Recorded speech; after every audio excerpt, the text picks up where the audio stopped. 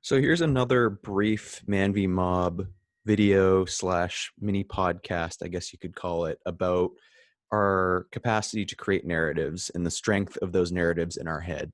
So this is something that I've talked about before in other longer podcasts, but basically human consciousness, it takes little bits of information from your senses and it weaves them into a cohesive story in your brain. And that is how humans perceive reality. Humans are not computers. We have very complex mental biological wetware that weaves together pieces of data, but we cannot interpret raw data like a computer can. So we interpret the world through stories, and we tend to base those stories around our own ego, our own sense of self, and often that takes the form of one of two things, whether we are superior or victims. So two of the biggest narratives that you see playing out are the supremacy narrative and the victim narrative. So with the supremacy narrative, you generally have people that say, I'm better than everybody else. I'm high achieving because I inherently everything that I have, I earned. The things around them that supported them or were scaffolding to their success become invisible, and it purely becomes ego of I'm better than everyone. And at its worst extreme, you get things like Nazism, right, where you have supremacy of one group over another group.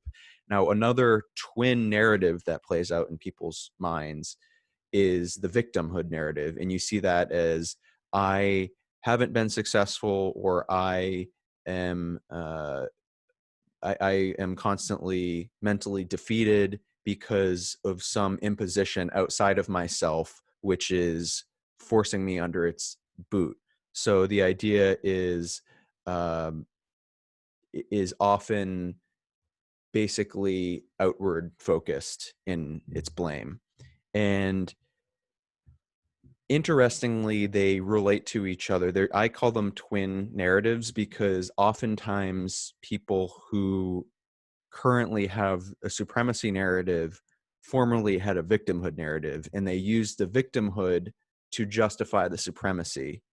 So they say, well, we were at the mercy of others before, or some institution or some group of people that was oppressing us, so therefore we ought to uh, sort of rise up and crush, and then the supremacy narrative takes over. It might not be with the same people, but a generation might pass. Or so it's interesting how both of these toxic narratives can uh, interweave together and encourage people to be truly terrible to each other. And they stoke resentment and hatred. And I think that as a society, we really need to look at the depths of how these two narratives play out and focus on the worst the worst aspects of the human ego and where that can take us, because people tend to believe, once again, these are the narratives in their mind speaking, that by default they are the good, the hero, and that the opposition is the enemy or the villain, when in reality everybody can be villainous or horrible. You have to remember that the worst atrocities in history were committed by people who thought they were doing the right things or thought they were doing something heroic. So think about that when you try to justify the things that you believe, and ultimately try to make your internal narrative more complex by engaging with more information that doesn't just reaffirm what your narrative is. If you broaden your worldview, if you're open to experience, granted, these are largely influenced by internal character traits, but if you focus on trying to grow your narrative, then you won't feel so threatened when somebody comes by and criticizes your narrative or your worldview. So really try to constantly integrate new information. Don't just expose yourself to it and say, oh, that's interesting, then go back to thinking that what you already know is absolute truth.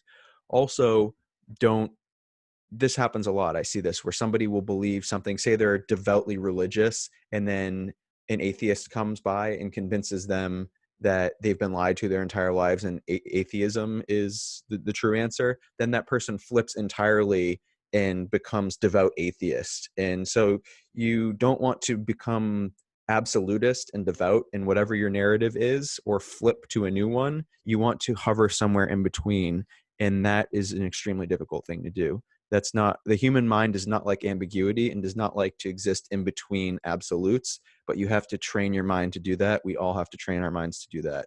So that's all I've got on this topic for today. Let me know what you think in the comments or contact me.